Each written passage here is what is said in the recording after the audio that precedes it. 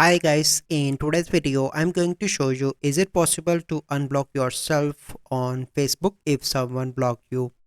So first you need to go on to the messenger and you need to search for that specific person name. If you are unable to find that person account, so it means that that person blocked you. So is there any method to unblock yourself from your account? So there is no method possible. You are unable to do that. The only method possible is you simply need to create a new account and connect with that person.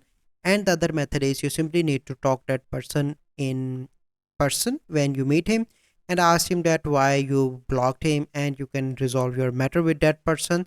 And if he wants, he can unblock you. So there is no method possible to unblock yourself. So I hope you find this video helpful. If you find this video helpful, must like this video, subscribe to our YouTube channel for future videos. We'll see you in the next video. Thank you. Have a good day.